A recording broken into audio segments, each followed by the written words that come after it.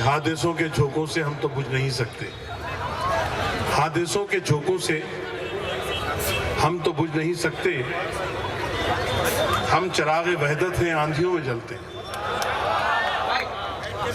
हादिसों के झोंकों से हम तो बुझ नहीं सकते, हम चिरागे वहदत हैं, आंधियों में जलते हैं। और हम किसी से क्या मांगे, कोई हमको क्या देगा। हम किसी से क्या मांगे, कोई हमको क्या देगा। हम तो खुद जमाने की किस्मतें बदलते हैं।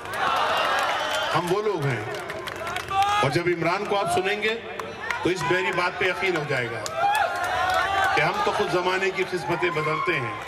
क्योंकि इमरान ने इजहार ख्याल की आज़ादी का जमहूरियत में जो इस्तिफादा है, उन्होंने उसको नज्म का रूप दिया है। नज्म के जरिए से अपनी बात, बल्कि आपकी बात, आपके दिल की बात, आप पर बीती हुई बात और आपके बीते हुए हालात, इन सब को और रोज़मर्रा के हमारे अखबारात के जरिए से मिलने वाली खबरें, इन सब को अपना मौजू बनाया है इमरान ने। अब आ रहा है इमरान प्रताप।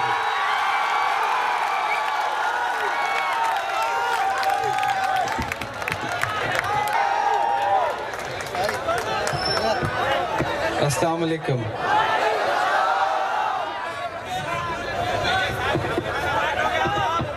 हिंदुस्तान के ज़्यादातर शायरों का ख्वाब हुआ करता है कि वो लाल किले से मुशायरा पढ़ें, लेकिन मेरा एक ख्वाब था कि मैं चार मीनार पे खड़ा होकर मुशायरा पढ़ूं। आज वो ख्वाब पूरा हुआ है और उस ख्वाब को पूरा करवाने का जिसे क्रेडिट जाता है, उनका नाम कविता है। और एक बदलते हुए हिंदुस्तान को आप इस तरह से भी देख सकते हैं कि जब कविता शायरी से जुड़ जाए तो शायद इससे बड़ी कौमी यकजहती नहीं हो सकती। इसके लिए भी खास तौर से मुबारकबाद डिप्टी चीफ मिनिस्टर साहब को, महमूद साहब को बहुत मुबारकबाद। टीटीवी के अपने तमाम दोस्तों का बहुत शुक्रिया जिन्होंने जिद करके आज मुझे बुलवा लिया, हुक्म दिया कि आपको आना है और मैं हाजिर हुआ। जिन चीज़ों के लिए या तो बहुत बदनाम हूँ या बहुत मशहूर हूँ, कोशिश करता हूँ कि थोड़ा थोड़ा वो सब भी आपको सुनाऊं। इधर भी जो लोग बैठे हैं, बहुत बड़ी भीड़ है। पहला ऐसा मुशायरा है जिसमें चौतरफा भीड़ दिखाई पड़ रही है। इधर भी लोग हैं, इधर भी हैं, इधर भी हैं। अमूमन सिर्फ सामने हुआ करते हैं। नहीं, चार मीनार है, चार मीनारे होंगे, लेकिन भीड़ चौतरफा नजर आए, ये भी तो अपने आप में कमाल की बात है ना। आइए चार मिसरों से अपनी बात की शुरुआत करता हूं। आने वाले वक्त में किसी भी ढाबे पर, किसी भी रेस्टोरेंट में, किसी भी मुशायरे के आसपास कोई बच्चा चाय बेचता हुआ दिखे तो उसे पकड़ के बिठा लीजिए, ताकि आने वाले वक्त में देश का मुस्तकबिल न खराब कर सके वो। मैं चार मिसरों पढ़ता हूँ साहब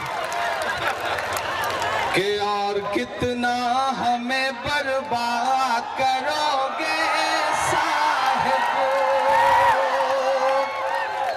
हम नजीब का मातम करते रहे, हमें तोहफे में मिन्हाज मिला। हम मिन्हाज का रोना रोते रहे, हमें तोहफे में भोपाल मिला। हम भोपाल के लिए भी आंसू बहाते रहे।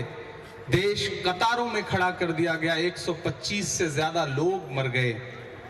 मैं मिसरे पढ़ता हूं, अगर सच्चे लगें तो आपकी दुआएं मिलें कि और कितना हमें बर्बाद करोगे साहिब, क्या सितम और नया ईजाद करोगे साहिब, क्या सितम और नया ईजाद करोगे साहिब। खुद के औलाद नहीं है तो बताओ इतना, कितनी माँ को बे औलाद करोगे साहिब, करोगे साहिब। कितनी माँ को बे औलाद करोगे साहिब, करोगे साहिब। मैं कोई नाम नहीं लूंगा, कोई इशारा नहीं करूंगा। आप समझदार लोग हैं, आप पहुंच जाएंगे, आप पहुंच ही जाते हैं। हैदराबाद है साहब, यहाँ का बच्चा बच्चा अपने आप में जितनी सियासी समझ रखता है उसके लिए भी उसे सलाम। मैं 4 मिसरे और पढ़ता हूँ साहब कि कौन कहता है कि दिल में वतन नहीं रखते। कतार में खड़ा कर दिया है कविता जी। हालत यह है कि एक आदमी रात के 8 बजे उसने अपने घर का दरवाजा खटखटाया तो अंदर से बच्चे ने झांक के माँ से कहा कि मम्मी मम्मी कोई दाढ़ी वाले बाबा आए हैं। तो माँ ने कहा बेटे गौर से देखो तुम्हारे पापा होंगे, नोट बदलवाने गए थे, 6 दिन बाद लौटे हैं, दाढ़ी बढ़ गई है। ये हालत पैदा करके रख दी साहब। कतार खत्म ही नहीं होती रही बहुत दिनों तक।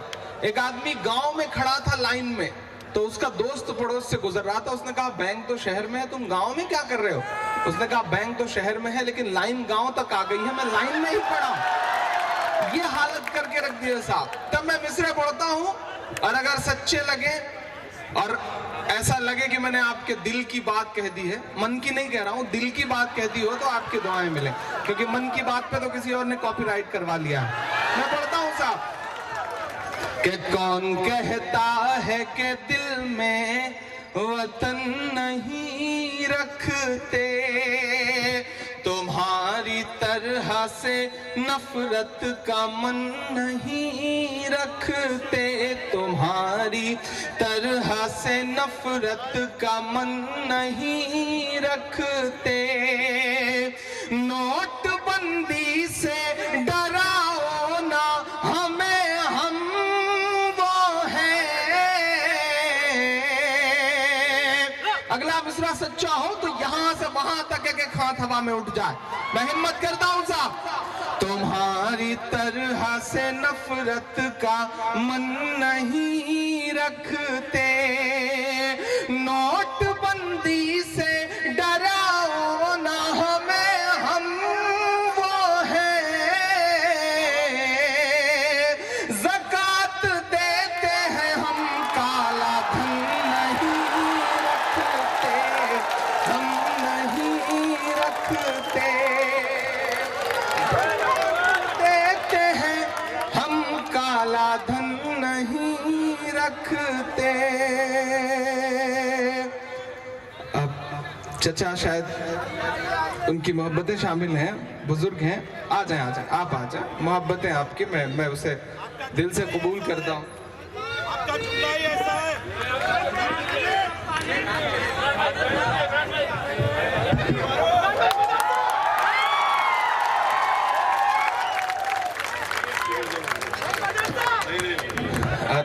चाचा की मोहब्बतें हैं, उनकी दुआएं हैं, मैं सलाम करता हूं उन्हें।